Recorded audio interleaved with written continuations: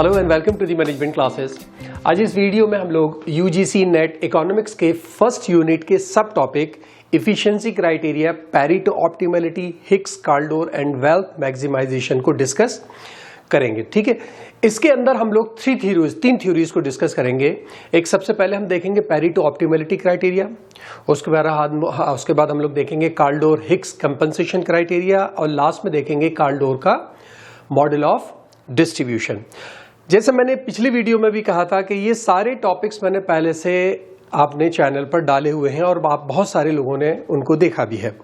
ठीक है, तो क्योंकि वो ये टॉपिक सारे अलग अलग पड़े हैं तो स्टूडेंट्स को ढूंढने में काफी दिक्कत होती है, तो इस वीडियो में मैं उन्हीं टॉपिक्स को लाके यहाँ पर पेस्ट कर रहा हूं और ये एक पूरा सब टॉपिक तैयार हो जाएगा। ठीक है, तो देखिए इस वीडियो को।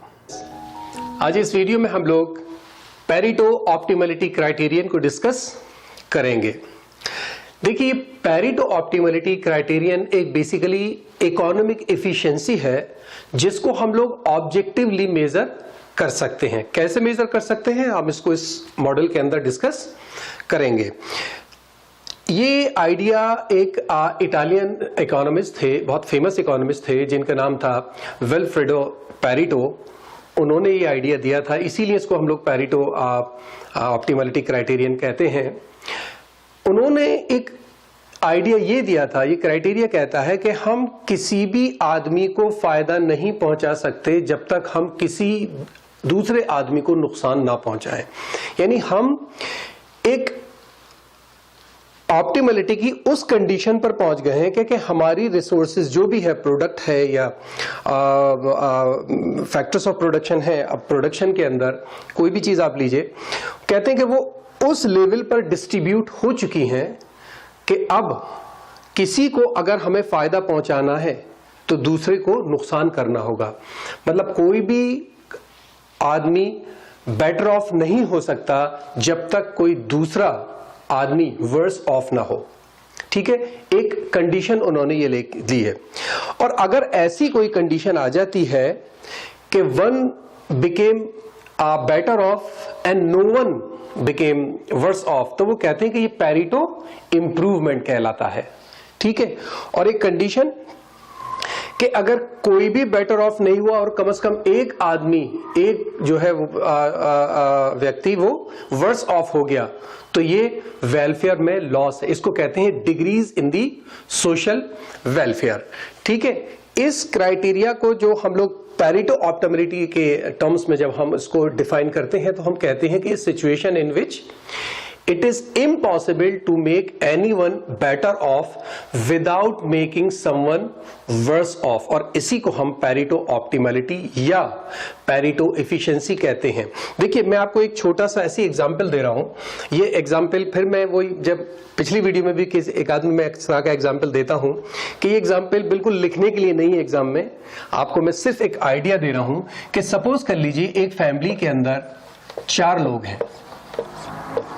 ठीक है, और इनके पास जो टोटल इनकम है वो है 100 रुपीज।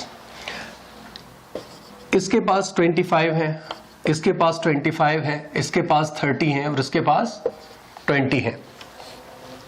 हमारी इकोनॉमी में टोटल इनकम ही हमारे पास 100 है और वो पूरी की पूरी डिस्ट्रीब्यूट हुई हुई। ये बेस्ट इफिशिएंसी है, ये पैरेटो ऑप्टिमैलिटी है। क्यों पैरेटो ऑप्टिमैलिटी है? क्योंकि यहां रिसोर्सेस पूरी तरह से डिस्ट्रीब्यूटेड हैं। अब अगर मान लीजिए आप ये कहना चाहते हैं कि इसके पास +5 हो जाए, तो वो +5 कहां से आएंगे? यानी ये तो बेटर ऑफ हो जाएगा, इसके पास अब हो जाएंगे 30, लेकिन वो इनके किसी में से तो कम करने पड़ेंगे ना, क्योंकि हमारे पास तो 100 ही हैं। मान लीजिए यहां पर कम हो गए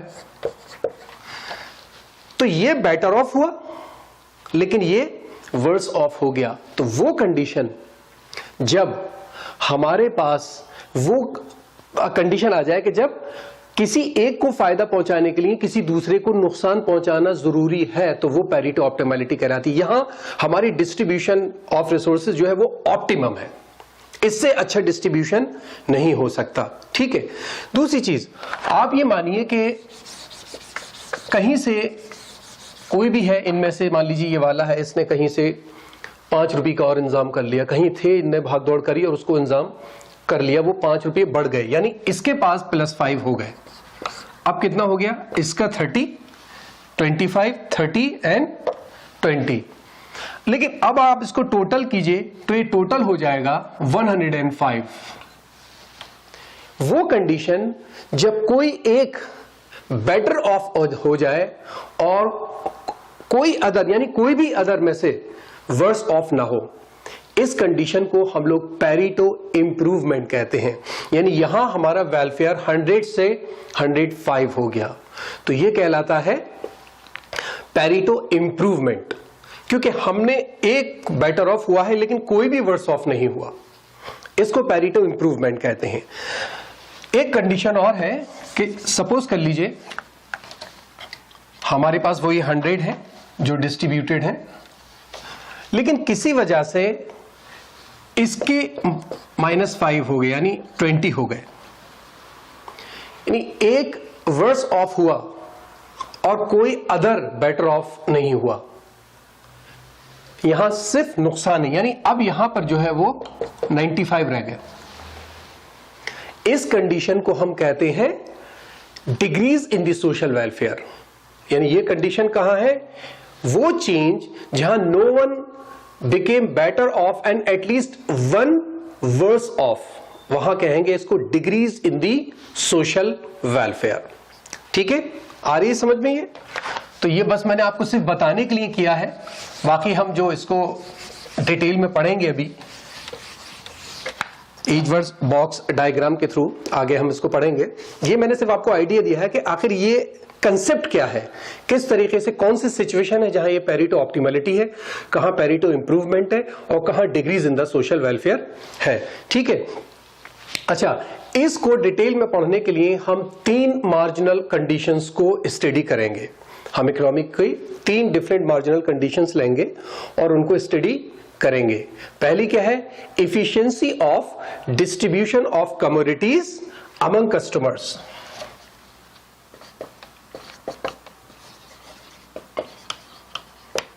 Efficiency of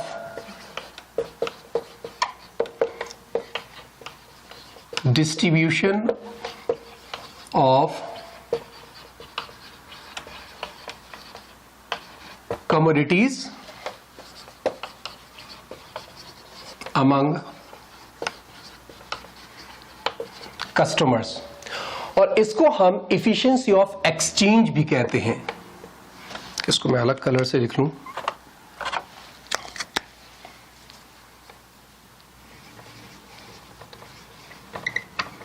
efficiency of exchange। Okay, दूसरा है efficiency in the allocation of factors among firms।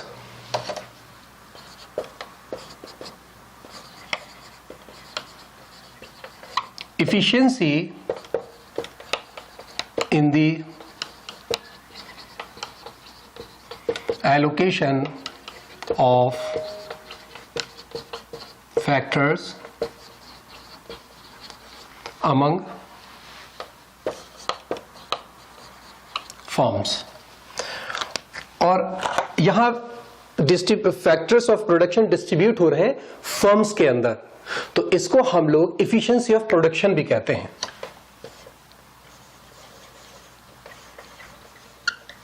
Efficiency of production. ठीक है, और तीसरे में यही efficiency in the factors of production है, लेकिन यहां अमंग कमोडिटीज में है, जिसको हम लोग प्रोडक्ट मिक्स कहते हैं, यानी efficiency in the allocation of factors among commodities.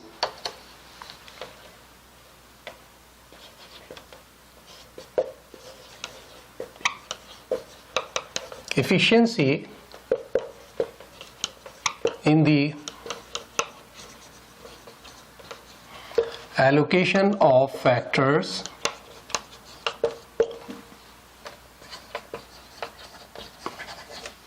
among, वहां फर्म के अंदर था, यहां पर कमोडिटीज के अंदर है।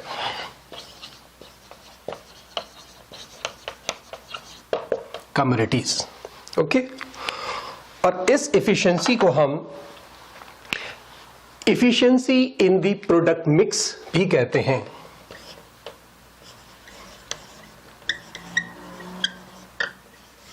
Efficiency in the product mix, या कहीं कहीं आपको इसको efficiency of composition of output भी मिलेगा।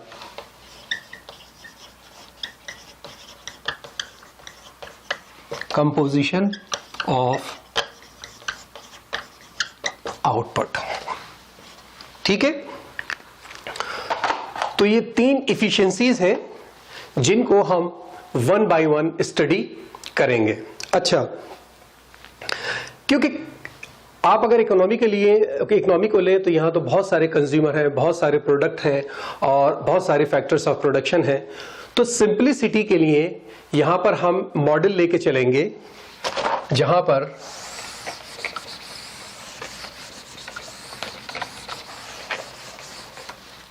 हमारे पास 2 कंज्यूमर हैं,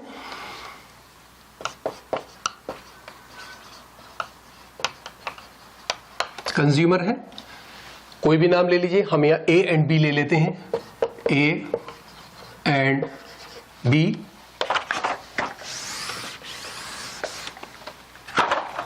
ठीक है, और 2 फैक्टर्स ऑफ प्रोडक्शन ले लेते हैं, 2 factors of production. In factors of production को आप ले लीजिए, जो हम लोग जनरली कैपिटल और लेबर को लेते हैं, ठीक है। और 2 कमोडिटीज ले लेते हैं, 2 कमोडिटीज ले लेते हैं, एक्स एंड वाई, ठीक है। तो ये हमारा मॉडल जो कहलाता है, ये कहलाता है 2 इंटू 2 इंटू 2, ठीक है। इस मॉडल को लेके हम इस पूरी स्टडी को करेंगे। चलिए, तो सबसे पहले लेते हैं efficiency of the distribution of commodities among customer, यानी एफिशिएंसी इन एक्सचेंज। तो चलिए, first efficiency in exchange distribution को देखते हैं। क्या इसमें क्या होता है? इसमें हम देखते हैं कि यहां पर पैरेटो ऑप्टिमलिटी क्राइटेरिया काम करता है कि जब हम 2 कंज्यूमर के बीच में, यानी ए और बी 2 कंज्यूमर हैं, उनके बीच में हम 2 कमोडिटीज को डिस्ट्रीब्यूट करते हैं, एक्स एंड वाई, 2 कमोडिटीज हैं। और हम कहते हैं कि यहां पर डिस्ट्रीब्यूशन उस वक्त इफिशिएंट होगा जब it is impossible by a redistribution of these goods to increase the utility of one individual without reducing the utility of other। हम यहां पर इस तरीके से रीडिस्ट्रीब्यूट करेंगे कमोडिटीज को कि किसी एक को नुकसान पहुंचाए बिना दूसरे को फायदा नहीं पहुंचाया जा सकता। यानी एक को अगर हम थोड़ी सी कमोडिटी ज्यादा देना चाह रहे हैं तो वो दूसरे से ही लेकर दी जाएगी। ये ऑप्टिमम डिस्ट्रीब्यूशन कहलाता है, ठीक है। अब आइए इसको देखते हैं। इस फिगर को थोड़ी सी कॉम्प्लिकेटेड लग रही है फिगर, लेकिन आसान है। जब इसको हम स्टडी करेंगे तो इजी होगी। अच्छा, मैं एडवाइस करूंगा कि इससे पहले एक वीडियो डाली, इसी से पहले डाली है, पैरेटो ऑप्टिमलिटी तो ये है Edgeworth box diagram. Okay, Edgeworth box diagram इससे पहले वीडियो डाली है, उसको प्लीज डिटेल में देख लीजिए पूरी वीडियो को। उसको देखेंगे तो ये बहुत आसान लगेगा क्योंकि ये डायग्राम उसमें डिस्कस किया गया है, ठीक है। यहां पर देखिए हमारे पास 2 कंज्यूमर हैं, ए एंड बी। तो यहां से जो ये हमारे इनडिफरेंस कर्व हैं वो ए के शुरू होते हैं। ए जो है वो हमारा रेड से है, तो ये जितने भी इनडिफरेंस कर्व्स हैं वो ए के हैं, और बी को हमने ब्लू से लिया है, तो जितने भी इनडिफरेंस कर्व हमारे ब्लू हैं वो कंज्यूमर बी के हैं, ठीक है। अब यहां पर हमें ये प्रूफ करना है कि कोई भी हमारी ऑप्टिमलिटी उस वक्त तक नहीं होगी जब तक कोई भी एक को फायदा हो रहा है विदाउट हार्मिंग द अदर, ठीक है। अब मान के चलिए कि हमने यहां पर ये दोनों कर्व टच कर रहे हैं, ठीक है। ये दोनों कर्व्स को हमने टेंजेंट किया है हर जगह, और ये जो एक लाइन खींची है ये बताती है, ये Edgeworth contract curve of distribution है। ये कर्व बताता है कि इस कर्व के ऊपर जितने भी डिस्ट्रीब्यूशन होंगे वो ऑप्टिमम होंगे। डिपेंड करता है लेवल ऑफ इंडिफरेंस कर्व पर, किसका क्या लेवल है, इसका क्या लेवल है। लेकिन अगर आप इस लाइन पर रहेंगे, इस एजवर्थ कॉन्ट्रैक्ट कर्व पर रहेंगे, तो वो ऑप्टिमम डिस्ट्रीब्यूशन होगा। अगर हम हट जाते हैं कि एक ये भी जगह है Z पॉइंट है जहां ये दोनों कर्व टच कर रहे हैं, ठीक है, यही दोनों कर्व टच कर रहे हैं, ये भी टेंजेंट है यहां पर। तो यहां पर अगर हम इसको मान के चलें कि अगर इसको हम ऑप्टिमलिटी माने तो क्या होगा, क्या इसके अलावा कोई और रीडिस्ट्रीब्यूशन हो सकता है जिसमें किसी एक को नुकसान पहुंचाए बिना दूसरे को फायदा पहुंचाया जा सकता है? यानी कोई और ऑप्शन है कि कोई एक बेटर ऑफ हो जाए और कोई दूसरा वर्स ऑफ ना हो? देखिए, अगर हम इसको मानकर चलें कि ये हमारा ऑप्टिमम है, तो देखिए Z में आपको इस Z के ऊपर कोई भी आप ऑप्टिमलिटी पॉइंट ले लीजिए, वो सेम यूटिलिटी देगा B को, और यहां रेड के ऊपर आप कोई भी पॉइंट ले लीजिए वो इक्वल यूटिलिटी देगा A को। तो सपोज कर लीजिए अब हम Z की बात कर रहे हैं, Z पॉइंट में इस कर्व पर कोई भी यूटिलिटी अगर मिलेगी तो वो कंज्यूमर A को इक्वल होगी, ठीक है। अब तक जो Z का डिस्ट्रीब्यूशन है वो ये X A को मिला है और ये B को मिला है, ये Y A को मिला है और ये B को मिला है। अब तक का डिस्ट्रीब्यूशन ये है। लेकिन अगर हम ये देखें कि ये रेड वाले A3 के ऊपर, अब A3 के ऊपर देखिए ये इंडिफरेंस कर्व है, इसके ऊपर कोई भी पॉइंट चूज किया जा सकता है, ये भी उतनी ही यूटिलिटी देगा, ये भी उतनी ही यूटिलिटी देगा, ये भी उतनी ही यूटिलिटी देगा। तो इस तरह से अब आप यहां पर देखिए कि रेड वाले हर जगह सेम यूटिलिटी देगा। तो अगर हम A की यूटिलिटी को मेंटेन करते हुए इसमें अगर हम दूसरी तरफ बढ़ते हुए जाएं और पॉइंट A पर आ जाएं अगर हम, तो यहां क्या होगा, पॉइंट A पर B की यूटिलिटी बढ़ गई क्योंकि वो अपने हायर इंडिफरेंस कर्व पर आ गया, और A की यूटिलिटी उसी कर्व पर रही। A की यूटिलिटी में तो कोई फर्क नहीं पड़ रहा है, A ना वर्स ऑफ है ना बेटर ऑफ है, इस कर्व के ऊपर कहीं भी वो पॉइंट को चूज कर सकता है। लेकिन अगर हम उस A को जरा सा मूव कर जाएं Z से A की तरफ, तो हम देखेंगे कि वहां जो B का इंडिफरेंस कर्व है वो हायर पर आ जाता है। यहां हमारा B की जो यूटिलिटी है वो बढ़ जाती है। इसका मतलब यह है कि जो हमारा ये पॉइंट है A, ये हमारा ऑप्टिमम पॉइंट है, यहां हमारे पास ऑप्टिमलिटी है। इसके अलावा अगर हम चेंज करेंगे तो हमें नुकसान होगा। अच्छा, हम क्या कह रहे हैं, पेरिट ऑप्टिमलिटी क्या है कि वो कंडीशन इम्पॉसिबल है कि किसी को नुकसान पहुंचाए बिना आप किसी को फायदा पहुंचा दें। लेकिन यहां पर तो A को कोई नुकसान नहीं हो रहा और B को फायदा हो रहा है, तो इसको हम कहते हैं पेरिटो इंप्रूवमेंट। यहां हमारे वेलफेयर इंक्रीज करता है, यानी अभी हम ऑप्टिमल डिस्ट्रीब्यूशन पर नहीं पहुंचे हैं, अभी गुंजाइश है कि हम और डेवलप करें, हमारा जो वेलफेयर है वो और इंप्रूव करें। तो इस पॉइंट से जो हम Z से A पर आए, ये हम पेरिटो इंप्रूवमेंट इसको कहते हैं। और जब हम ऐसे पॉइंट पर पहुंच गए, यानी A पर हम पहुंच गए जहां पर अब कोई चांस नहीं है, अब अगर आप इधर बढ़ेंगे तो B को लॉस है, इधर बढ़ेंगे तो A को लॉस है। तो ये पॉइंट जो आपका है इन दोनों कर्व्स को लेकर, ये जो है वो ऑप्टिमल पॉइंट है। ये वो पॉइंट है जहां पर आप किसी एक को नुकसान पहुंचाए बिना किसी दूसरे को फायदा नहीं पहुंचा सकते, ठीक है। ये आपका exchange in efficiency in exchange है। अब देखिए, ये जो कर्व है, बेसिकली जो कर्व होता है ये आपको क्या बताता है, ये बेसिकली आपका चेंज हो रहा है, तो ये आपका कब होता है, ये बेसिकली आपको मार्जिनल रेट ऑफ सब्स्टिट्यूशन बताता है कि इससे y से x चेंज हो रहा है, यही बताता है ये। तो इसका मतलब अब आपको ऑप्टिमलिटी कहां पर मिल रही है, दोनों केसेस में हमारे पास ए और बी में ये पॉइंट है ए क्या है? ए पर marginal rate of substitution for consumer A for the goods X and Y is equal to the marginal rate of substitution of consumer B for product X and Y. ये basically Pareto optimality है। इस point पर दोनों की marginal rate of substitution दोनों goods के लिए equal है। ठीक है, तो समझ में आ गया। इस पॉइंट से मूव करेंगे हम ए पर आ जाएगा। और आपको ये भी बताता है कि ये जो पोर्शन है पूरा, इसके अंदर आपको और ऑप्टिमलिटी मिल सकती है, लेकिन इस पोर्शन से अगर आप बाहर जाएंगे तो लॉस है। ठीक है, तो आइए सेकंड देखते हैं, efficiency of production.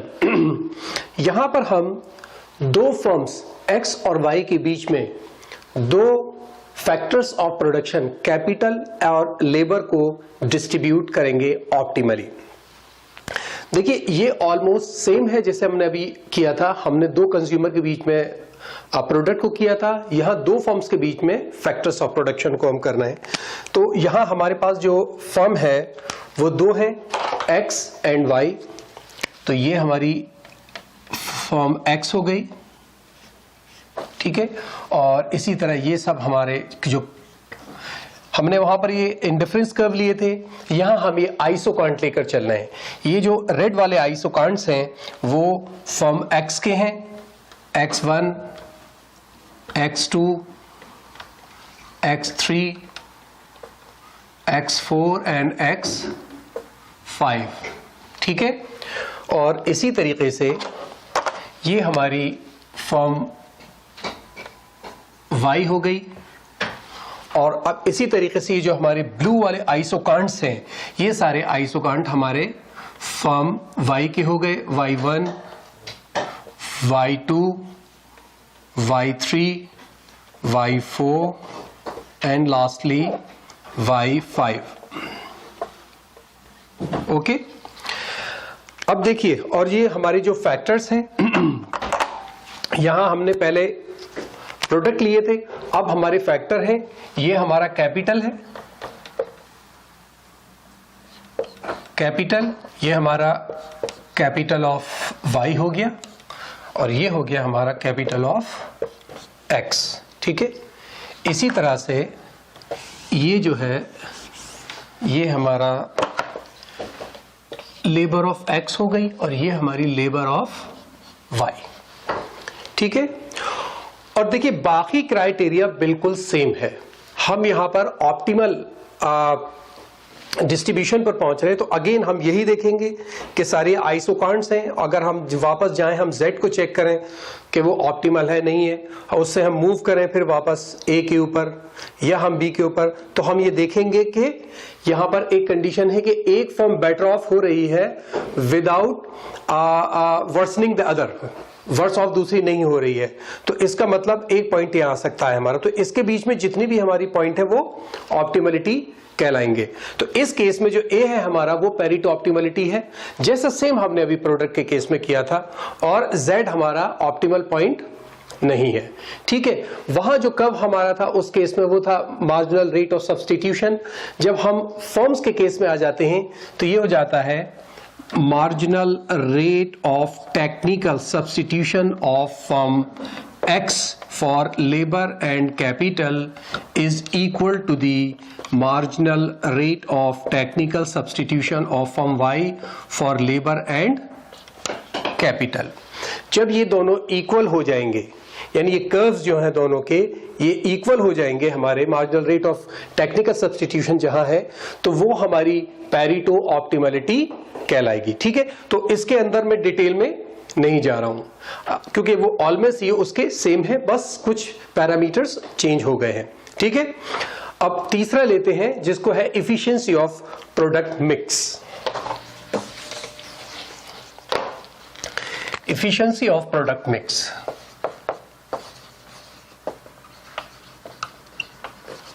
efficiency of product mix. Product mix किसे कहते हैं? प्रोडक्ट मिक्स बेसिकली देखिए, एक फर्म बहुत सारे प्रोडक्ट बनाती है, कोका कोला बहुत सारे प्रोडक्ट बनाती है, ठीक है, तो वो कौन से प्रोडक्ट को कितना बनाए, इसको प्रोडक्ट मिक्स कहते हैं। यहां पर बेसिकली हम क्या करेंगे, हम दो कमोडिटी लेकर चलते हैं,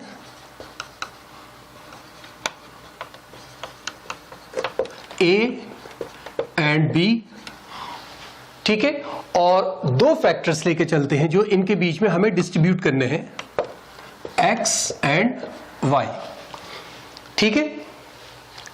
देखिए करना सिर्फ हमें यहां पर ये सिंपल है, बहुत मुश्किल नहीं है ये। हम सिर्फ इसमें ये करना है कि हमें ये देखना है कि फर्म दो प्रोडक्ट को प्रोड्यूस कर रही है, क्या ऑप्टिमल डिस्ट्रीब्यूशन होगा कि दोनों प्रोडक्ट के बीच में जो फैक्टर्स हैं वो ऑप्टिमल रहें, ठीक है। इसको समझने के लिए हम सिर्फ स्लोप ऑफ द कर्व का आइडिया ले सकते हैं कि ये स्लोप जो होता है, ये जो स्लोप होता है, ये आपको क्या बताता है। बेसिकली ये स्लोप आपको बताता है कि ये marginal rate of product transformation है।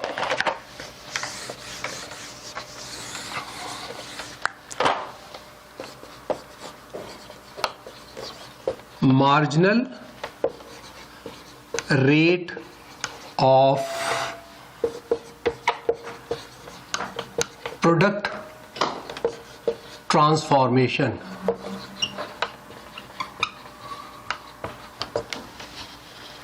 ठीक है, बिटवीन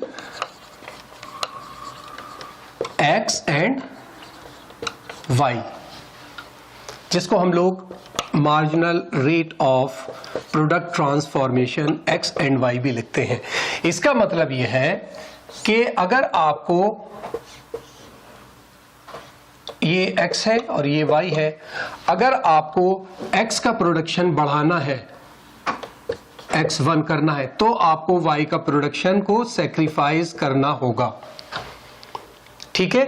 यही तो स्लोप ऑफ द कर्व है जिसको हम कह रहे हैं marginal rate of product transformation, ठीक है, एक प्रोडक्ट का। अच्छा, अगर हम दोनों प्रोडक्ट को A और B को अलग अलग लें कि ये हमारा प्रोडक्ट A है और ये हमारा प्रोडक्ट B है, और ये दोनों के मार्जिनल रेट ऑफ सब्स्टिट्यूशन है यहां पर, प्रोडक्ट A के X से Y के लिए और प्रोडक्ट B के X से Y के लिए, तो अगर ये इन दोनों के इक्वल हो जाए तो ये हमें पैरेटो ऑप्टिमलिटी मिल जाएगी। यही तो पैरिटी ऑप्टिमलिटी है। तो इसका मतलब यह है कि अगर ये marginal rate of product transformation equal हो जाए marginal rate of substitution for product A factor X and Y equal to marginal rate of substitution for product B for X and Y, तो ये जो सिचुएशन निकल कर आएगी इसको हम कहेंगे पैरेटो ऑप्टिमलिटी। पैरेटो ऑप्टिमलिटी कहां है कि यहां पर हमारा जो marginal rate of product transformation है दोनों का, वो इंडिविजुअली दोनों के बराबर हो जाए। यानी अब ना तो इसको हम बढ़ा सकते हैं ना इसको। अब अगर हम दोनों में से किसी एक को बढ़ाएंगे तो हमें दूसरे को नुकसान पहुंचाना होगा। ठीक है, तो ये बहुत मुश्किल नहीं है, सिर्फ आपको जो प्रोडक्ट पॉसिबिलिटी कर्व का स्लोप है उससे आपको आइडिया लेना है और उसके आइडिया से आपको ये पैरेटो ऑप्टिमलिटी मिल जाएगी। ठीक है, आज इस वीडियो में हम लोग कार्ल-डोर-हिक्स कंपेंसेशन क्राइटेरियन को डिस्कस करेंगे। देखिए, ये कार्ल-डोर-हिक्स कंपेंसेशन क्राइटेरियन इसको इसीलिए कहते हैं क्योंकि इसको बनाने में या इसको जो डेवलप किया था वो निकोलास कार्ल-डोर और जॉन हिक्स ने मिलकर किया था। इसीलिए इसको बेसिकली ये एक अलग अलग थे लेकिन वो साथ इसलिए रहे क्योंकि ये बिल्कुल सेम थे दोनों, इसलिए इनको कार्ल-डोर-हिक्स कंपेंसेशन क्राइटेरिया साथ में कहा जाता है। और इसको हम कार्ल-डोर-हिक्स इफिशिएंसी भी कहते हैं। कार्ल-डोर-हिक्स इफिशिएंसी मॉडल भी इसको हम लोग कहते हैं। अच्छा देखिए, जहां तक आप देखिए, ये बेसिकली ये मॉडल या ये क्राइटेरियन बेस करता है जो हम लोगों ने पहले पैरेटो क्राइटेरिया पढ़ा था, पैरेटो ऑप्टिमलिटी, उसको आप देखिएगा। उसके अंदर क्या था, उसमें पैरेटो कहते हैं कि किसी एक आदमी को बेटर ऑफ होने के लिए अगर आप रिसोर्सेज को रीलोकेट करते हैं तो अगर किसी एक आदमी, कोई आदमी बेटर ऑफ हुआ है तो कोई एक वर्स ऑफ हुआ होगा। टोटल हमारे पास जो आउटपुट है, से फॉर एग्जांपल वो 100 है, ठीक है, ए के पास 50 है और इसके पास 50 है, दो है हमारे पास, दो लोग हैं ए और बी। अब मान लीजिए रिसोर्सेज रिलोकेट हो गई, तो इसके पास अगर 55 हो गया तो ये बेटर ऑफ हो गया, ठीक है, लेकिन हमारे पास है तो सिर्फ 100 ही ना, तो हम काम तो इसी में करेंगे, तो इसके पास 45 रह गए। तो पेरेटो को यही कहना था कि अगर कोई रिलोकेशन में कोई आदमी अगर बेटर ऑफ हो रहा है तो दूसरा वर्स ऑफ होगा। उसी चीज को आगे लेकर यहां पर काल्डोर और हिक्स ने काम किया है। बेसिकली ये कहा जाता है कि काल्डोर और हिक्स की जो क्राइटेरियन है वो सारे के सारे पेरेटो में मौजूद हैं, लेकिन पेरेटो के सारे इंप्रूवमेंट इधर नहीं है। तो ये कुछ लोग का मानना है कि जो काल्डोर हिक्स का क्राइटेरियन है ये बड़ा है और पेरेटो का जो है वो थोड़ा छोटा है। खैर वो एक अलग मसला है। इसके अंदर पेरेटो जो अपने क्राइटेरिया में बात करते हैं वो ये कहते हैं कि मान लीजिए ये दो, एक वर्स ऑफ है, एक लूजर है और एक गेनर है।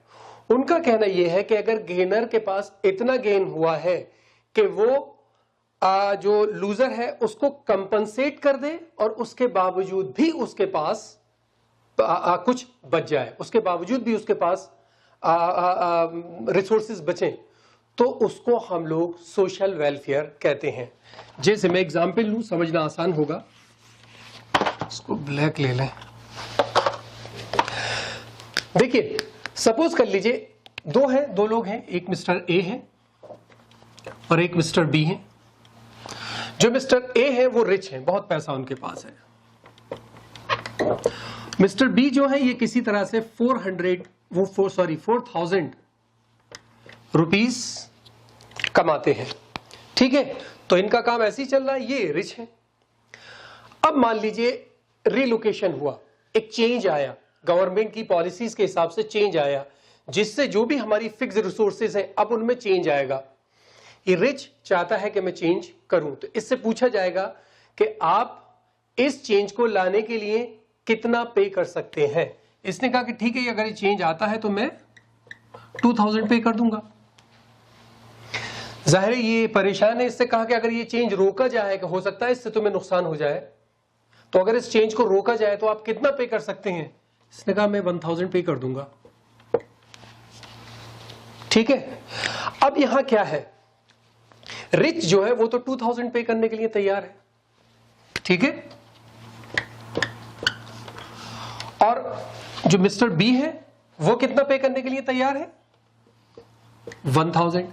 इसका मतलब अगर मिस्टर ए बी को कंपनसेट भी कर दें फिर भी उनके पास 1000 रुपीस बचेंगे, तो ये 1000 रुपीस सोशल वेलफेयर कहलाएंगे।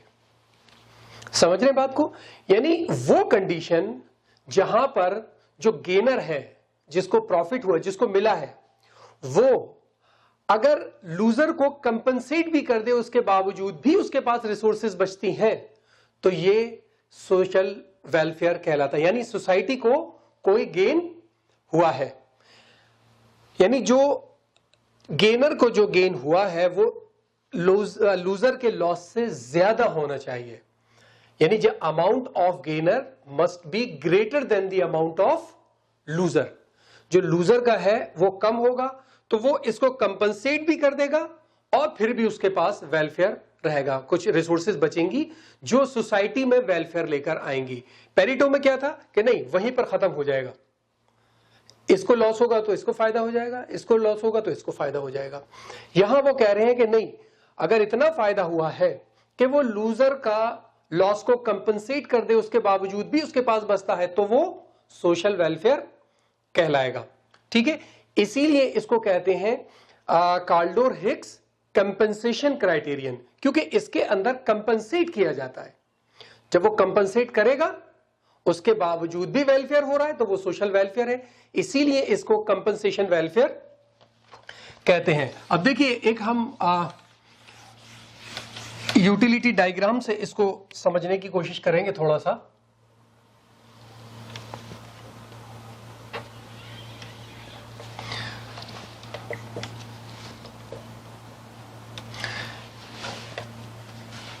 ये एक डायग्राम है, इसके अंदर हम लोग एक यूटिलिटी पॉसिबिलिटी कर्व लेंगे।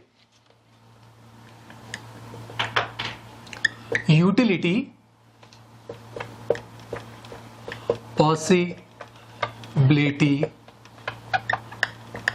कर्व, ये कर्व आपको ये बताएगा कि ए और बी जो दो लोग हैं, दो इंडिविजुअल हैं, उनकी यूटिलिटी इस कर्व के ऊपर कहां तक रहती है और क्या चेंज आते हैं। सपोज कर लीजिए ये आपका कर्व आ गया, ठीक है। इस कर्व को आप कोई भी नाम दे दीजिए, डीई कर लीजिए, ठीक है। ये डीई आपका कर्व है और इस कर्व के ऊपर मान लीजिए ये ए की यूटिलिटी है और ये बी की यूटिलिटी है, ठीक है। देखिए इस बात को ध्यान रखिए कि यहां पर जो ये यूटिलिटी है ये ऑर्डिनल यूटिलिटी हम लेकर चल रहे हैं, इसको हम ऑर्डिनल यूटिलिटी लेके चले। ऑर्डिनल यूटिलिटी किसे कहते हैं? यानी आप एक चीज से दूसरी को प्रीफर करें, लेकिन कितना प्रीफर कर रहे हैं ये आपको नहीं अंदाजा है, ये आपको पता नहीं है। जैसे मेरे दोस्त का बर्थडे था, उसने मुझे ऑप्शन दिया कि या तो मूवी देखने चलो या 5 स्टार होटल में डिनर कराता हूं। तो मैंने सोचा कि चलो मूवी छोड़ते हैं, 5 स्टार होटल में डिनर करने चलते हैं, ठीक है। अब मैंने प्रीफर किया डिनर को ओवर मूवी, लेकिन कितना प्रीफर किया मैंने, कितने परसेंट किया, कितनी यूटिलिटी किया, कितनी यूटिलिटी इधर ज्यादा है ये हमें नहीं पता है। बस मूवी नहीं देखना, डिनर करना है। यहां पर कितने परसेंट यूटिलिटी में चेंज है ये हमें नहीं पता है, इसलिए इसको ऑर्डिनल यूटिलिटी कहा जाता है, ठीक है। अब मान लीजिए हम एक पॉइंट लेके चलते हैं कि पहले से जो एक एलोकेशन था वो क्यू पॉइंट पर है, क्यू, वहां ये दोनों यूटिलिटीज आ गई। ये यूटिलिटीज ए की हो गई और ये यूटिलिटी यानी यहां तक ये बी की यूटिलिटी हो गई और यहां तक ये ए की यूटिलिटी हो गई, ठीक है। ये एक सिस्टम अभी चल रहा है। अब मानकर चलिए कि किसी गवर्नमेंट की पॉलिसी की वजह से रिलोकेशन हुआ, रिसोर्सेज का रिलोकेशन हुआ। और लोकेशन क्या हुआ? सपोज कर लीजिए कि इसके ऊपर एक नया रिलोकेशन आया इस पॉइंट पर टी, ठीक है। अब इस टी पर क्या हुआ है? ये एक रीलोकेशन, गवर्नमेंट ने रीलोकेशन किया, पहले ये था अब वो टी पर आ गया। तो हर हाल में क्यू से टी तो बेहतर है। ये हम लोग उसके अंदर जो हमने इंडिफरेंस कर्व वगैरह पढ़ा था उसके अंदर देखा होगा, कर्व के अंदर कोई भी कॉम्बिनेशन है वो कम ही रहेगा, हमेशा लीस्ट चॉइस पर होगा वो। और इस कर्व के ऊपर हम कोई भी कॉम्बिनेशन ले सकते हैं। तो मान लीजिए टी में अगर लिया तो वहां क्या होगा कि देखिए ए की यूटिलिटी पहले यहां थी, ए की यूटिलिटी घट गई, लेकिन बी की यूटिलिटी तो यहां थी ना, वो यहां से यहां तक बढ़ गई। यानी अब क्लियर ये है कि बी बेटर ऑफ है और ए वर्स ऑफ है, ये क्लियर है। कंडीशन क्या है कि अगर गवर्नमेंट फिर से रिलोकेट करती है, या हम ये मान के चलें कि बी को जितना फायदा हुआ है, क्या उसके फायदे में से वो ए के लॉस को कंपनसेट कर सकता है और फिर भी उसके पास कुछ बचेगा, तो वो वेलफेयर कहलाएगा। अब हम देखें कि मान लीजिए हमने उसको चेंज करके, जो रिलोकेशन हुआ उसको टी की जगह हमने आर पर ले लिया, ठीक है। अब आर पर क्या हुआ? आर पर जाने के बाद अब आप देखिए तो ए अपने उसी यूटिलिटी पर आ गया, यानी ए कंपनसेट हो गया। ए को जितना लॉस हुआ था वो बी ने निकाल दिया, उसके बावजूद भी बी को फायदा हो रहा है। टी पर यहां थे, आर पर यहां आ गए, तो पहले इतना बड़ा था लेकिन अब इतना बड़ा है। तो इसका मतलब ये पोर्शन लॉस करने से, कंपनसेट करने से, इस पोर्शन को कंपनसेट करने से जो ए है उसका लॉस पूरा हो गया, और उसके बावजूद भी ए के पास, बी के पास इतना वेलफेयर बचा है। जो हमारे काल्डोर हिक्स का कंपनसेशन क्राइटेरियन है वो इसको सोशल वेलफेयर कहता है। वो कहता है कि ये इंप्रूवमेंट इन सोशल वेलफेयर है। सोशल वेलफेयर इंप्रूव हो रहा है, यहां पर किसी को लॉस भी नहीं हो रहा और एक को फायदा भी हो रहा है। यही पैरेटो ऑप्टिमलिटी में और यहां पर ये थोड़ा सा डिफरेंस है। उन्होंने भी वहां एक जगह कहा कि अगर वो ऐड हो रहा है तो वो इंप्रूवमेंट में हो रहा है। यहां ये बेसिक इस चीज को लेकर चलते हैं। यहां काल्डोर हिक्स कहते हैं कि अगर गेनर को इतना फायदा हुआ है कि वो लूजर का लॉस कंपनसेट करने के बावजूद भी फायदे में है, तो ये सोशल वेलफेयर के अंदर इंप्रूवमेंट है। ठीक है, कैसे हो सकता है ये सिर्फ उस केस में हो सकता है जब यूजर की और कस्टमर की रियल इनकम बढ़ेगी। अगर मान लीजिए वहीं के वहीं इधर का इधर चेंज हो गया, इधर का इधर चेंज हो गया, तो नहीं हो पाएगा। यहां रियल इनकम का बढ़ना जरूरी था, तभी वो कंपनसेट कर पाएगा और बेटर ऑफ भी रह पाएगा। अच्छा, दूसरी चीज ये, इसी वजह से ये जो रियल इनकम का मामला है, इसकी वजह से काल्डोर और हिक्स ने अपने क्राइटेरियन के अंदर दो चीजों में डिफरेंस रखा है, change in output and change in allocation. Change in output and change in allocation. Change in output and change in allocation. तो देखिए, चेंज इन आउटपुट तो ये हो गया कि हमने Q से T पर पहुंचे, तो ये तो चेंज इन आउटपुट हुआ। और T से जब हम R पर आए हैं तो ये चेंज इन एलोकेशन हुआ है, क्योंकि सेम इंडिफरेंस कर्व पर, सेम पॉसिबिलिटी कर्व पर, सेम यूटिलिटी पॉसिबिलिटी कर्व के ऊपर हम चेंज T से R को चेंज किया। यानी पैरेटो ऑप्टिमलिटी में क्या है, इस कर्व के ऊपर जितने भी कोई भी कॉम्बिनेशन आप ले लीजिए वो सेम होंगे, है ना। ये हम उसमें इंडिफरेंस कर्व में भी पढ़कर आए हैं, ठीक है, और प्रोडक्शन पॉसिबिलिटी कर्व में भी पढ़कर आए हैं कि इसके ऊपर जो भी कॉम्बिनेशन होगा वो सेम यूटिलिटी हमें इस जगह पर दे रहा है। तो जब हम T से R की तरफ आए हैं तो हमने सिर्फ चेंज इन एलोकेशन किया है, यह हमने आउटपुट का चेंज नहीं किया, लेकिन यहां पूरा आउटपुट चेंज हो रहा है।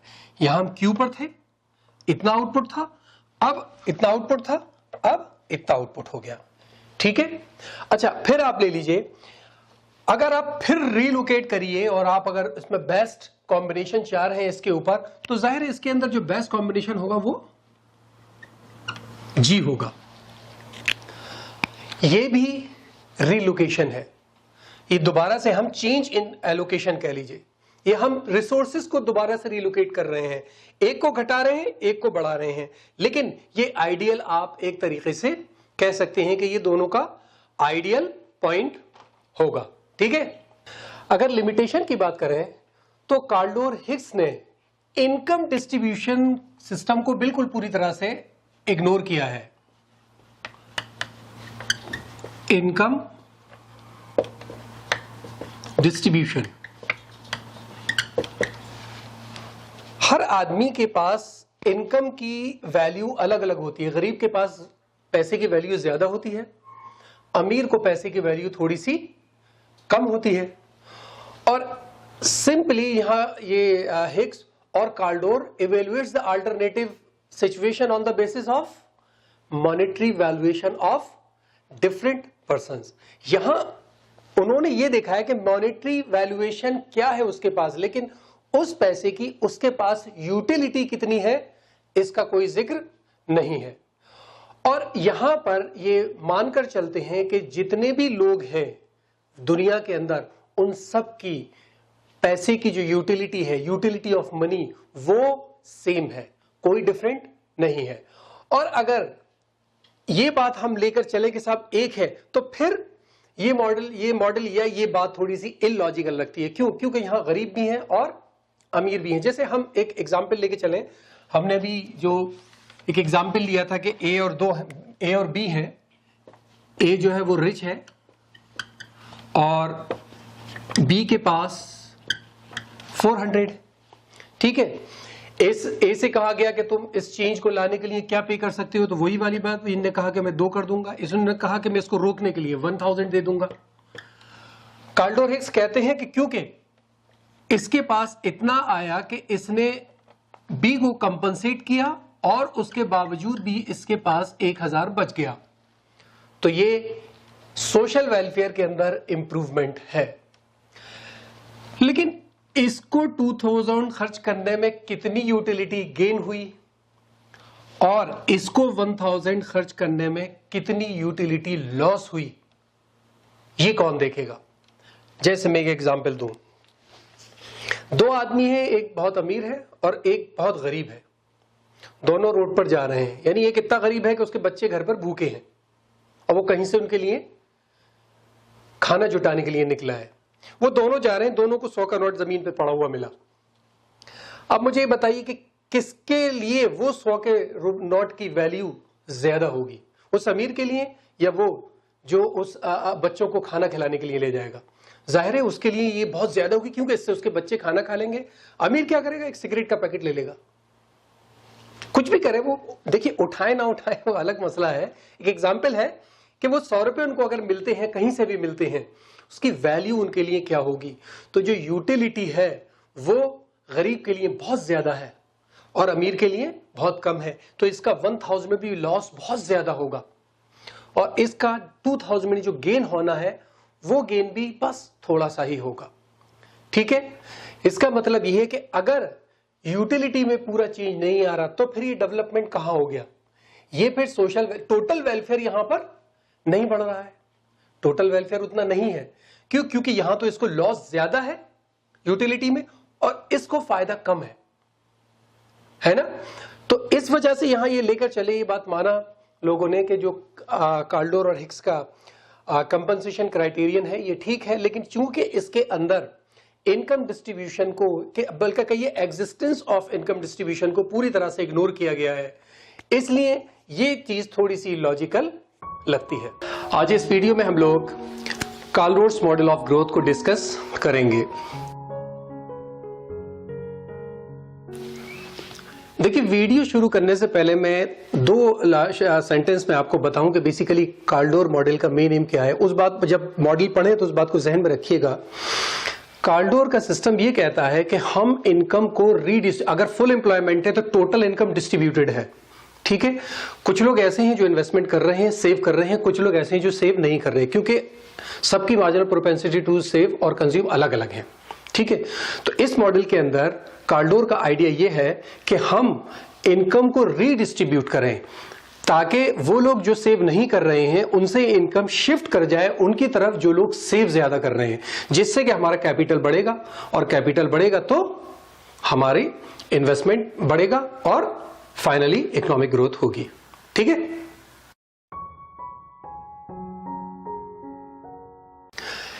निकोलस काल्डोर ने 1957 के अंदर एक एसे लिखा था जिसका नाम था ए मॉडल ऑफ इकोनॉमिक ग्रोथ, जो एक इकोनॉमिक जर्नल में पब्लिश हुआ था।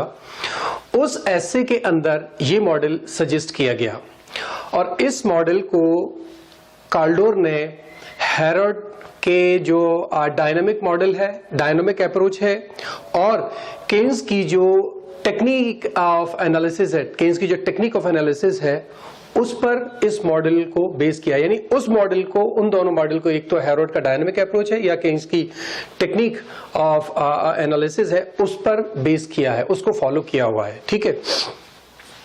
अच्छा, दूसरी चीज ये कि काल्डोर ने इस मॉडल को, उसने टेक्निकल प्रोग्रेस को कैपिटल एक्यूमुलेशन के साथ रिलेट किया है। यानी टेक्निकल प्रोग्रेस को एक मेन पार्ट दिया है, एक मेन फैक्टर है हमारी इकोनॉमिक ग्रोथ के अंदर, ठीक है। अगर आप क्लासिकल न्यू क्लासिकल मॉडल्स की बात करें तो उन्होंने सब ने टेक्निकल प्रोग्रेस को एक एक्सोजीनियस फैक्टर बता दिया है कि नहीं, वो तो एक अलग से कोई चीज बाहर से आती है और असर करती है और उसका कोई काम नहीं है। लेकिन मॉडल को डिस्कस करने से पहले इसके अजम्पशंस समझ लेते हैं हम लोग।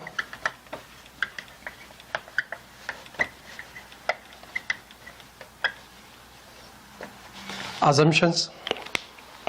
देखिए पहली बात यह कि इस मॉडल के अंदर हम लोग दो फैक्टर लेकर चले हैं, बस 2 फैक्टर्स। वो कौन कौन से हैं? एक हमने लिया है कैपिटल और दूसरा लेबर, कैपिटल एंड लेबर। और जाहिर है 2 ही इनकम होंगी फिर हमारे पास। वो दोनों इनकम क्या है? कैपिटल को क्या मिलेगा? प्रॉफिट। और लेबर को क्या मिलेगी? Veg.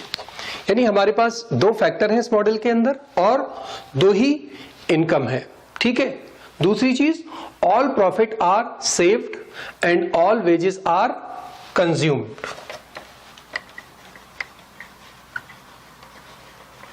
All profits are saved and all wages are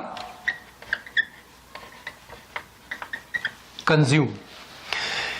ये मानकर चल रहे हैं हम कि जितना प्रॉफिट है वो तो सेव कर लिया जाएगा, यानी इन्वेस्ट कर दिया जाएगा, और जितनी वेजेस हैं वो कंज्यूम कर ली जाएंगी, यानी वेज का इन्वेस्टमेंट में कोई रोल नहीं है। ठीक है। तीसरी बात, capital and labour are complementary.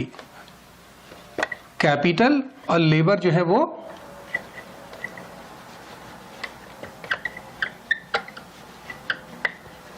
Complementary है।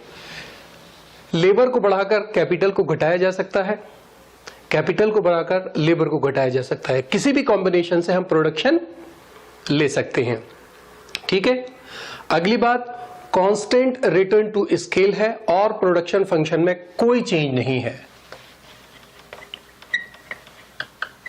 Constant return to scale and no change in production function.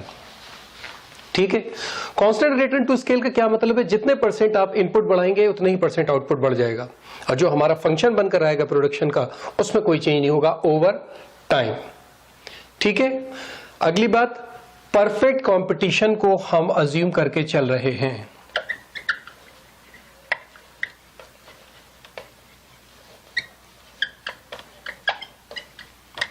यानी जो भी हमारी परफेक्ट कंपटीशन की क्वालिटीज हैं, जो भी इसके पैरामीटर्स हैं, फीचर्स हैं, वो यहां सब फॉलो होते हैं। आपको अगर परफेक्ट कंपटीशन के बारे में देखना है कि क्या इसके फीचर्स हैं, तो आप पीछे वीडियो है इसका, उसमें जाकर इसको देख लीजिए। ये सिर्फ ये बताएगा कि वेज जो है वो दी हुई है, उसी वेज पर डिमांड एंड सप्लाई बढ़ सकती है। ठीक है। अगली बात, जो हमारी मार्जिनल प्रोपेंसिटी टू कंज्यूम है वो वर्कर्स की ज्यादा है बनिस्बत कैपिटलिस्ट के।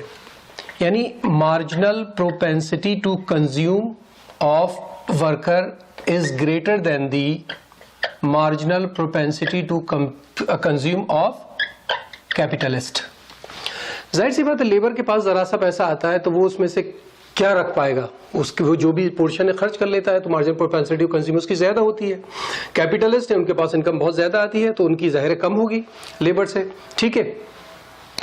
अगली बात, जो हमारा इन्वेस्टमेंट और इनकम रेशियो कह लीजिए, इन्वेस्टमेंट इनकम या कैपिटल आउटपुट रेशियो कह लीजिए, जो है वो हमारा इंडिपेंडेंट वेरिएबल है।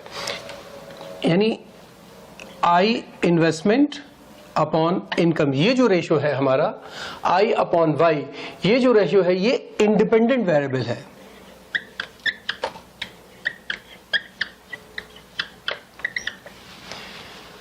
यानी ये इनकम और इनके बीच का जो रेशियो ये इंडिपेंडेंट है। इनकम बढ़ेगी तो इन्वेस्टमेंट भी बढ़ सकता है, इनकम घटेगी इन्वेस्टमेंट बढ़ सकता है। कितना बढ़ रहा है वो अलग बात है।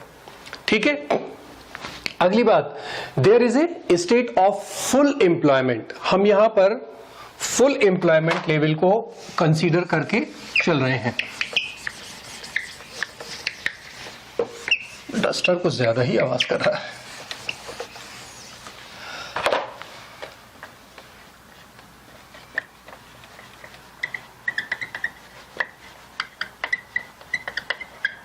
फुल एम्प्लॉयमेंट लेवल कंट्री के अंदर हमारी फुल एम्प्लॉयमेंट है। अगर फुल एम्प्लॉयमेंट है तो इसका मतलब यह है कि जो टोटल इनकम है वो हमें दी हुई है, आउटपुट हमें पहले से पता है, हमें दिया हुआ है, ठीक है। अच्छा, एक आखिरी बात और, जो हमारे पास लेबर की सप्लाई है वो उसी रेट पर, कांस्टेंट रेट पर अनलिमिटेड है।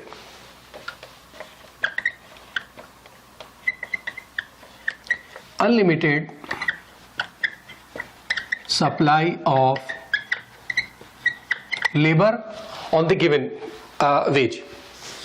गिवन वेज पर जो हमारी सप्लाई ऑफ लेबर है वो अनलिमिटेड है। अच्छा, ये तो कुछ अजम्पशंस हैं जो कार्ल की थ्योरी को पढ़ने से पहले हमें जहन में रखने चाहिए।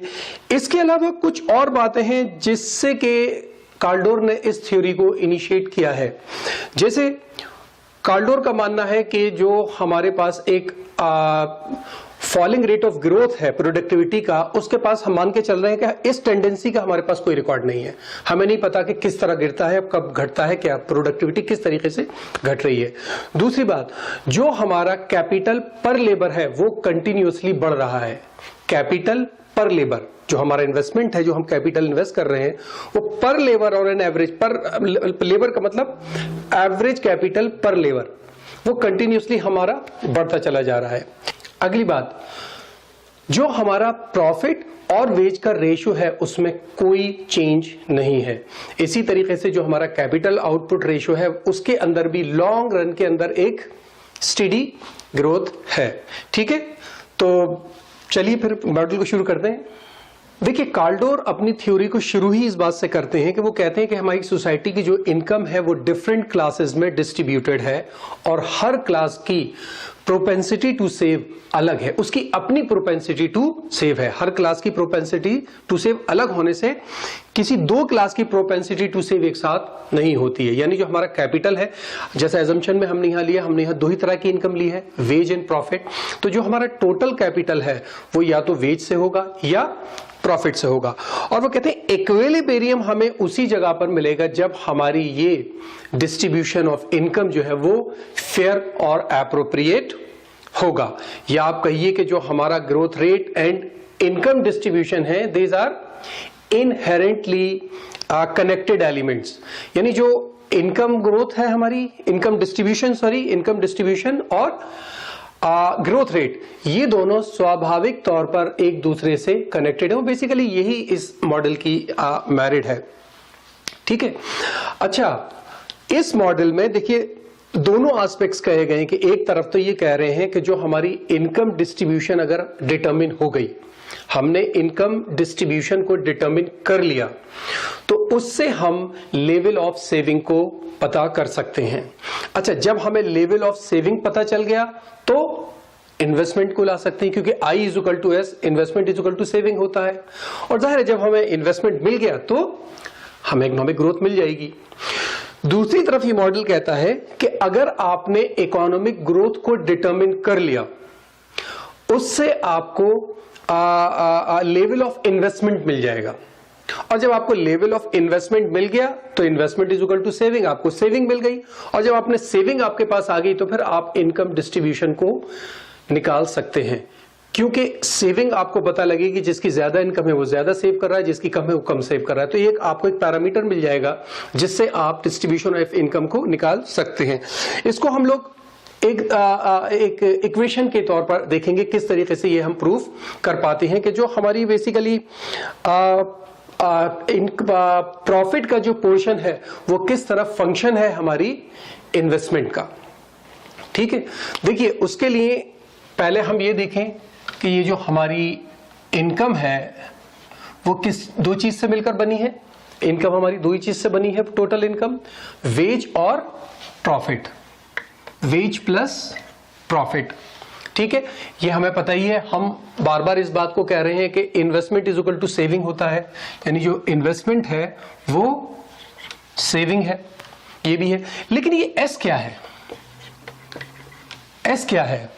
मैंने कहा ना, ये सेविंग जो हमारी हो रही है ये या तो हमारी वेज से सेविंग होगी या प्रॉफिट से सेविंग होगी।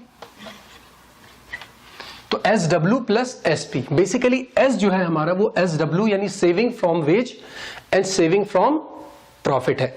इसको हम यहाँ लिख लेते हैं, चीजों को, सारी चीजें क्या है ताकि आप लिखने में आपको आसानी रहे। वाई क्या है? हमारी national income,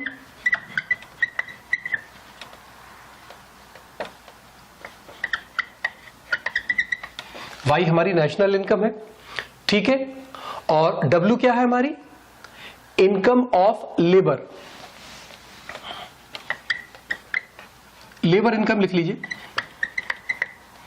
labour income, veg कह लीजिए इसको।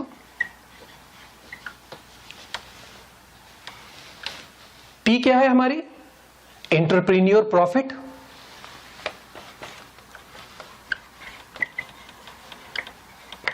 एंटरप्रेन्योर प्रॉफिट है पी हमारा। आई आपको पता ही है, हम इन्वेस्टमेंट, आई जो है वो इन्वेस्टमेंट है।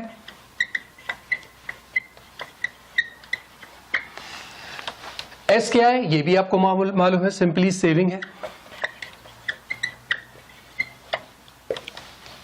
ठीक है। अब क्या बचा? S W and S P. S W saving from veg,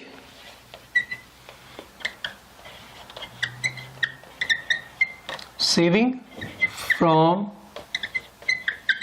veg, and S P saving from profit, ठीक है।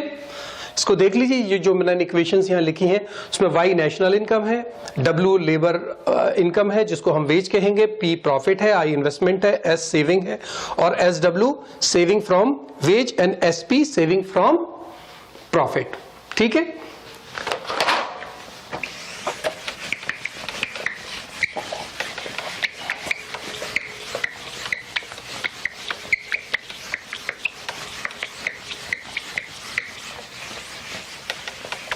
आज पेन और डस्टर नाराज हैं थोड़े से।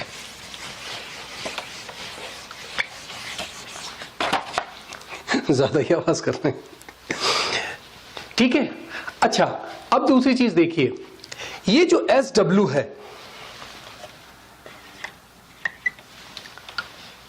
ये बेसिकली है क्या? ये एस डब्ल्यू है क्या? एस डब्ल्यू तो सेविंग फ्रॉम वेज है, तो इसको अगर हम पूरी वेज के साथ लें जो हमारी नेशनल वेज है, तो एस डब्ल्यू कैपिटल डब्ल्यू होगा, ठीक है। हमने ये S W saving from wage है, लेकिन हम सारी लेंगे तो टोटल वेज उसके साथ उसको रखेंगे। इसी तरीके से जो हमारा सेविंग पी है वो ये हो जाएगा, समझ रहे हैं बात? तो अब हम एस को क्या लिख सकते हैं? ये जो हमारा एस है, अब इसको एस को हम क्या लिख सकते हैं? Is equal to S P P plus S W W, ठीक है। कोई प्रॉब्लम तो नहीं है इसके अंदर। अब देखिए, जो हमारी ये इक्वेशन 2 है, हम इसमें एस की वैल्यू को पुट कर देंगे। पुटिंग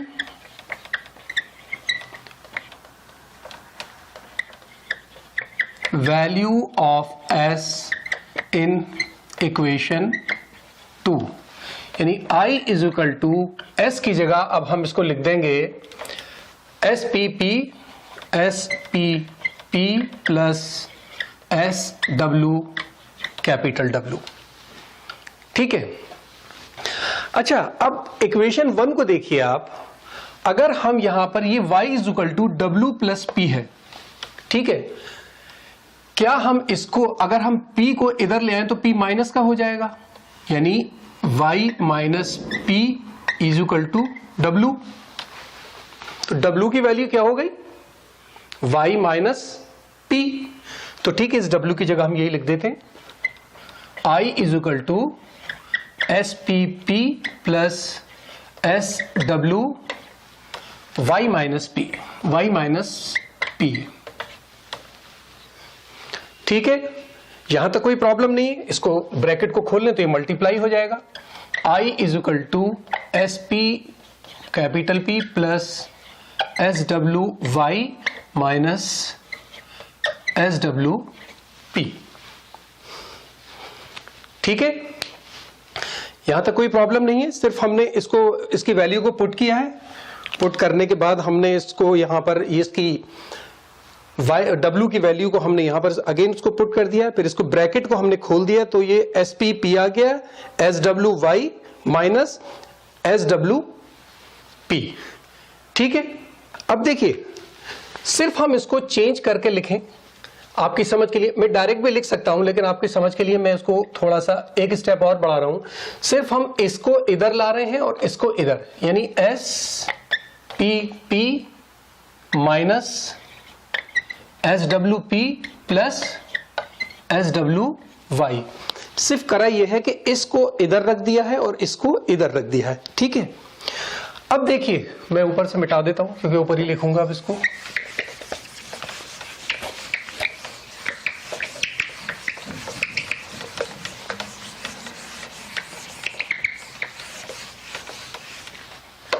देखिए अब यहां से हम SWP और SP और SW को कॉमन ले सकते हैं। कैसे लेंगे हम common? I is equal to SP minus SW। अब बचा क्या दोनों का? P और P, यानी P बच गया P। ठीक है, प्लस SWY। ठीक है, कोई कंफ्यूजन यहां अब तक? अब दोनों साइड Y से डिवाइड कर दीजिए। Divide both side by Y।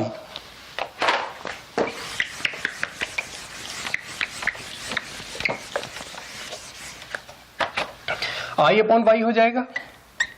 I upon Y is equal to SP minus SW, ऐसा ही रहेगा।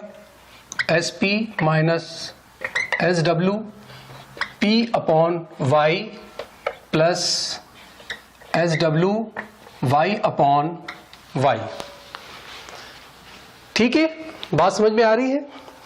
अब देखिए सिंपल हमने क्या किया, दोनों साइड Y से डिवाइड कर दिया, तो I upon Y SP minus SW ऐसे ही आ जाएगा, P upon Y plus SW Y upon Y।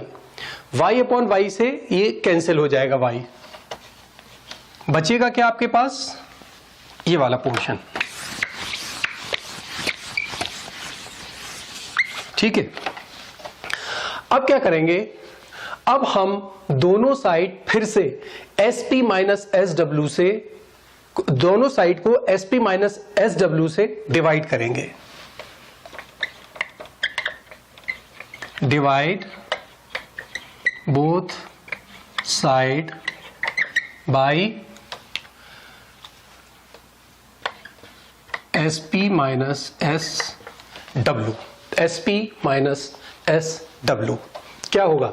देखिए जब इधर हम SP माइनस SW से इसको डिवाइड करेंगे, यहां पर हम SP माइनस SW लिखेंगे, तो हम अपॉन 1 करके इसको मल्टीप्लाई कर देंगे ऊपर। तो हम क्या लिखेंगे यहां पर? I upon Y multiplied by 1 upon SP minus SW। ठीक है, I upon Y upon SP minus SW, तो उसके नीचे अपॉन 1 लिख के फिर उससे मल्टीप्लाई कर देते हैं हम उसको, यही हमारा एक सिस्टम है। तो I upon Y multiplied by 1 upon SP minus SW। ठीक है, अब सिंपल इधर कर लीजिए, SP minus SW, SP minus SW upon divide कर दीजिए SP माइनस SW से, माइनस SW। ठीक है, और ये आपका P अपॉन Y आपका ऐसे ही आ जाएगा, P multiplied P upon Y plus फिर आपका SW बचा हुआ है, यहां तो सिर्फ ये कैंसिल हो गया था, सिर्फ SW बचा हुआ है, तो SW upon SP minus SW। Clear है? यहां तक कोई प्रॉब्लम तो नहीं है? अब ये SP और ये SP minus W, SP minus W आपका कैंसिल हो जाएगा। ठीक है,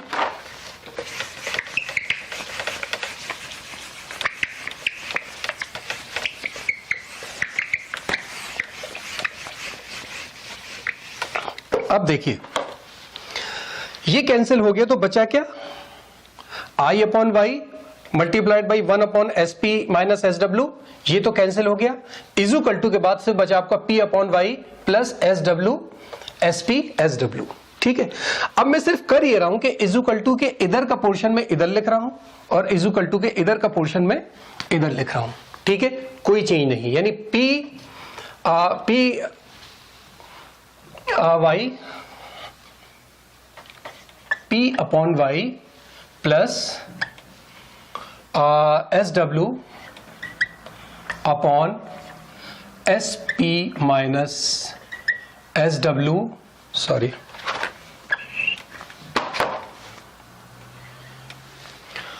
अब मैं इजुकल टू लगाकर इसको इधर लिख रहा हूं, I upon Y multiplied by 1 upon S P minus S W. ठीक है, कोई खास चेंज नहीं किया मैंने, सिर्फ इस पोर्शन को मैंने इधर लिख लिया और इस पोर्शन को इजुकल टू के इधर लिख दिया मैंने। ठीक है,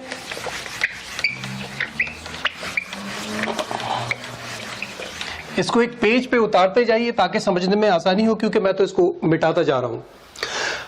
अब देखिए सिर्फ हमने किया यह है कि ये जो पोर्शन है S W S P upon S P minus S W, इसको हम इजुकल टू के दूसरे साइड में ले जाएंगे। क्या करेंगे, यहां बचेगा, रोकेंगे सिर्फ p upon Y equal to I upon Y, I upon Y multiplied by 1 upon S P minus S W, और ये जब उधर आएगा तो ये माइनस का हो जाएगा, minus S W upon S P minus S W. ठीक है, यहां तक बात समझ में आई है। यही फंक्शन हमें चाहिए था, यही फंक्शन हमें चाहिए कि जो हमारी प्रॉफिट है इनकम से, यानी प्रॉफिट इनकम का जो रेशियो है वो फंक्शन है इन्वेस्टमेंट इनकम के रेशियो का। और जब फुल एम्प्लॉयमेंट लेवल पे हम अगर इन्वेस्टमेंट बढ़ाएंगे तो उस इन्वेस्टमेंट के बढ़ने से सिर्फ इन्वेस्टमेंट इनकम रेशियो ही नहीं बढ़ेगा, बल्कि सेविंग इनकम रेशियो भी बढ़ेगा। I is equal to S, ये हम पहले ही चेक कर चुके हैं। ठीक है, और ये जरूरी भी है, क्योंकि अगर ऐसा नहीं होगा, अगर हमारा सेविंग इनकम रेशियो नहीं बढ़ेगा तो जर्नल प्राइस लेवल बढ़ेंगे, और जर्नल प्राइस लेवल बढ़ेंगे तो जाहिर है इन्फ्लेशन होगा, फिर जाहिर है आप इक्विलिब्रियम से हट रहे हैं। क्या काल्डोर का एक जो मेन है, जो इसका हार्ट ऑफ दिस मॉडल या थ्योरी कहा जाता है, वो क्या है, shift in the distribution of income is essential to bring higher saving income ratio. हम इनकम डिस्ट्रीब्यूशन को रीडिस्ट्रीब्यूट करें ताकि हमारी सेविंग इनकम रेशियो बढ़ जाए, which is necessary condition for a continued full employment equilibrium. हम अपनी इनकम को रीडिस्ट्रीब्यूट करते चले जाएंगे, उस वक्त तक करते चले जाएंगे जब तक हमारी इनकम उनके पास से आएगी जो इन्वेस्ट नहीं कर रहे हैं, और उनके पास चली जाएगी जो इन्वेस्टमेंट करते जा रहे हैं। फाइनली हम एक अंडरलाइन आइडिया लें कि जब हमारे पास fix level of real income है, या आप अजम्पशन में जो हम लोगों ने फुल एम्प्लॉयमेंट लेवल लिया है वो अगर हमारे पास है, तो हम अगर सेविंग इनकम रेशियो को अगर बढ़ाना चाहते हैं, यानी अगर हम सेविंग को सिंपली आप कर लिए टोटल इनकम में सेविंग को बढ़ाना चाहते हैं, तो देखिए हमारे पास उसके दो ही तरीके हैं। एक तो ये है कि rise in the propensity to save itself, लेकिन वो हम कर नहीं सकते, हम प्रोपेंसिटी टू सेव को नहीं बढ़ा सकते हैं, क्योंकि हमने अज्यूम किया है इस मॉडल के अंदर कि जो एसपी और एसडब्ल्यू है वो कांस्टेंट है।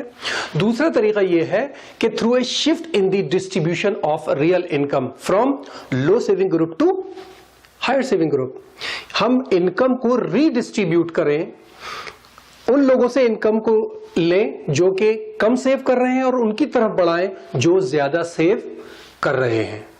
ठीक है, और ये सिस्टम उस वक्त तक चलता रहेगा जब तक हमें इक्विलिब्रियम नहीं मिल जाता।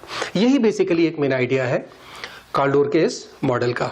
ठीक है, तो थोड़ा सा कहीं कहीं कंफ्यूजिंग है, लेकिन इस वीडियो को देखकर आप किताब से भी पढ़ेंगे तो थोड़ा सा आसान हो जाएगा। ठीक है, तो इस वीडियो में इतना ही। Thank you so much.